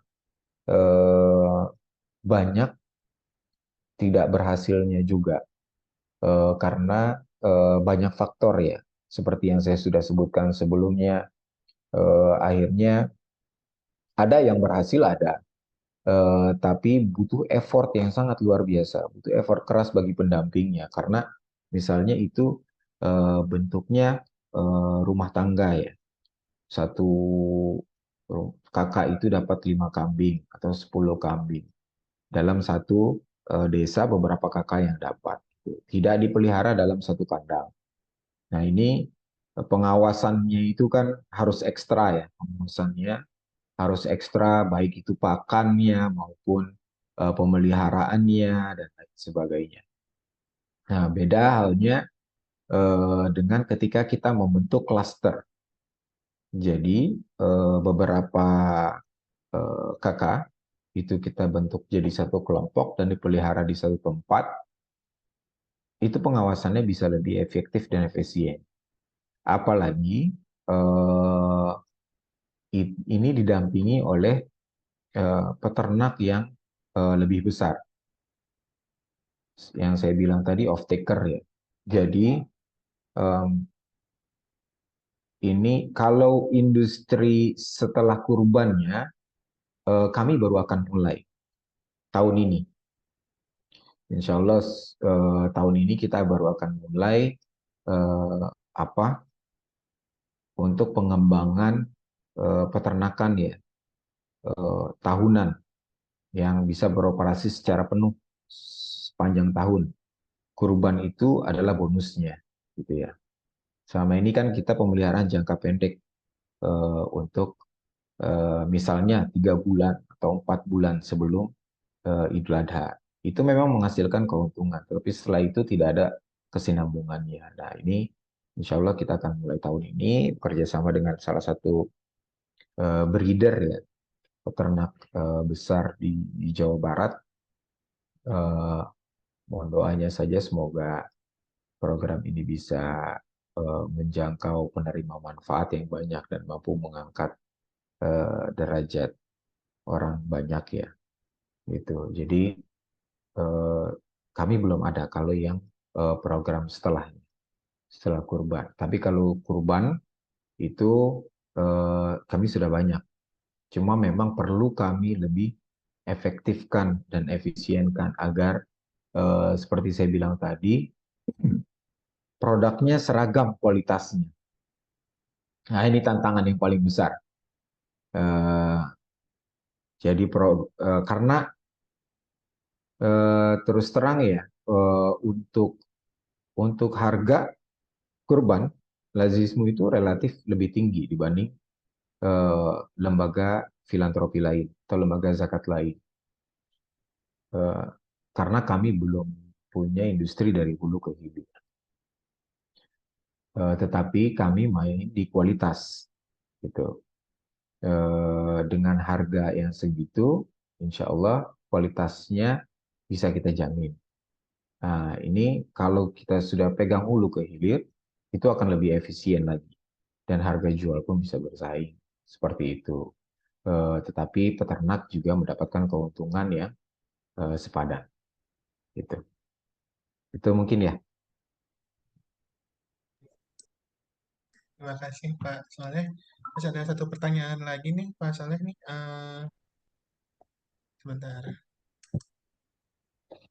Bagaimana posisi kurban dalam strategi besar Lazismu nih untuk pengentasan kemiskinan dan pembangunan komunitas? Jadi posisi kurban nih di mana nih kalau di Lazismu nih untuk uh, pengentasan kemiskinan di uh, Mustahik gitu. Sangat penting ya posisi kurban ini.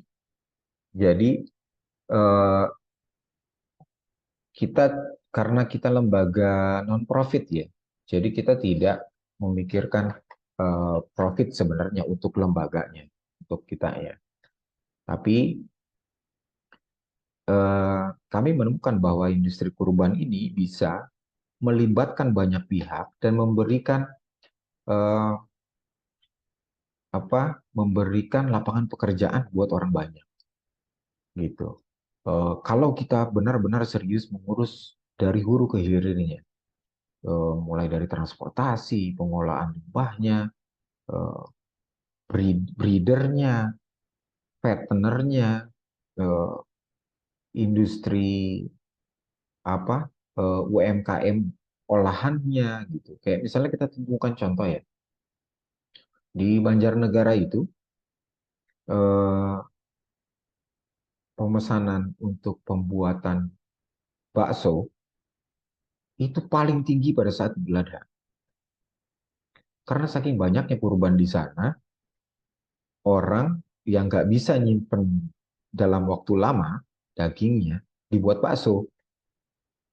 Nah, pengusaha pembuat bakso itu mendapatkan pesanan paling tinggi itu pada saat Idul Adha.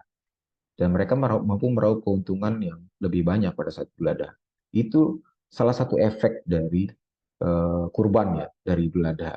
Nah, kalau ini kita kelola dengan baik gitu, maksudnya nilai ekonominya akan lebih tinggi bagi masyarakat gitu.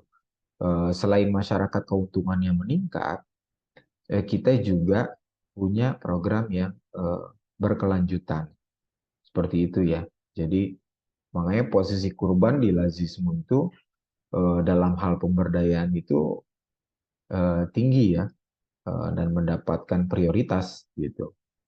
Ya, makanya kami berusaha menggait sebanyak mungkin eh, berbagai pihak untuk eh, ikut membersamai atau membantu program pemberdayaan peternak ini. Gitu. Oke, baik. Terima kasih Pak Soleh Farabi. Alhamdulillah sudah semua pertanyaan ya dibacakan oleh kami ke para pemateri dan semua dijawab dengan lugas ya. Semua jawaban bisa diambil kesimpulan ya dari para penanya ya, dari para peserta semua.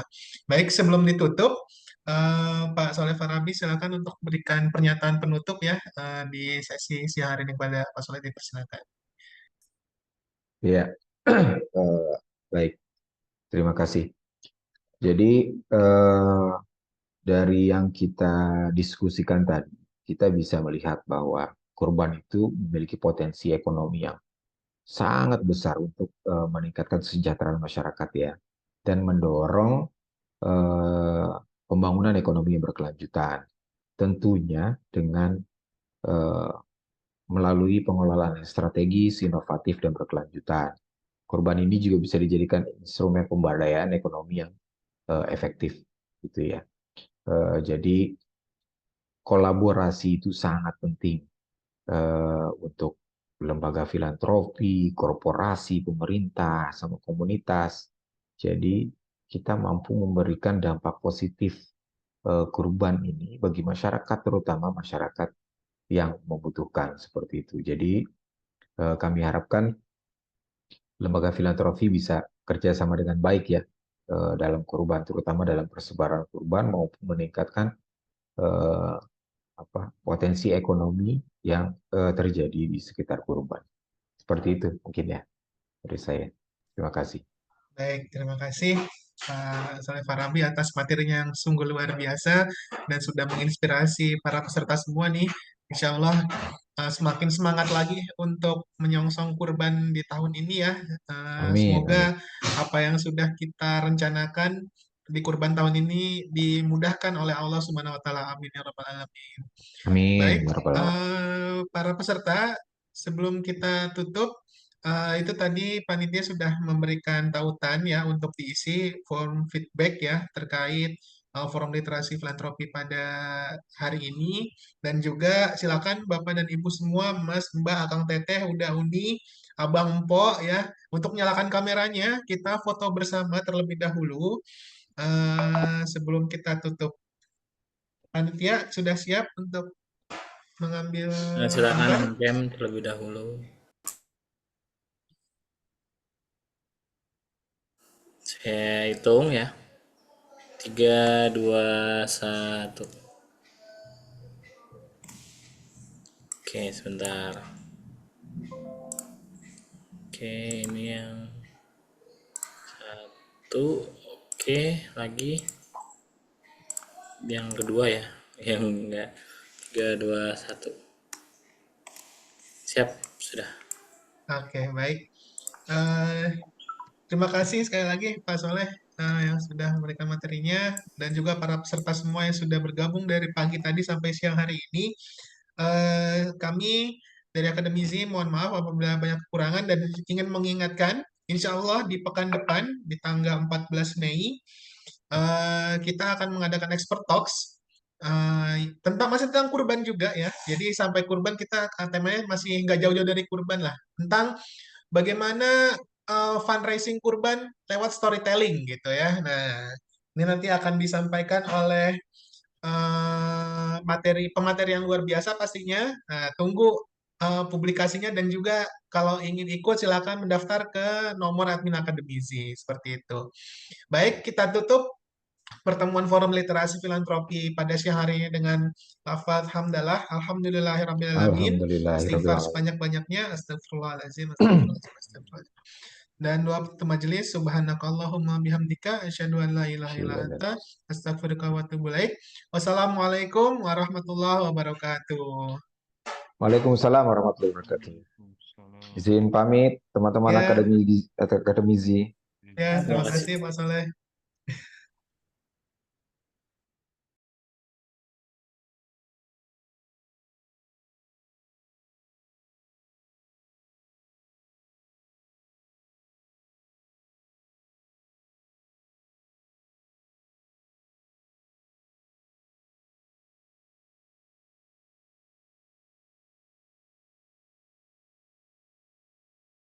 Silakan yang belum mengisi presensi diisi terlebih dahulu.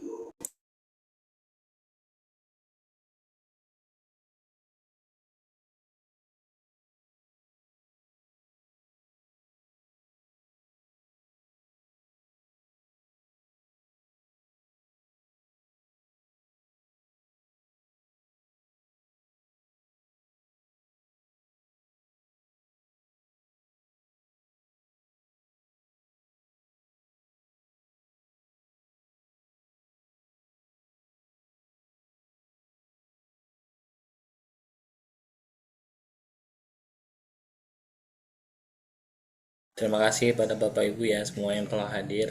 Salam pekan depan kita akan ada expert talks. Ya, absensinya di link presensi itu. Di link absensi. Silakan di home office ini. Bisa ya?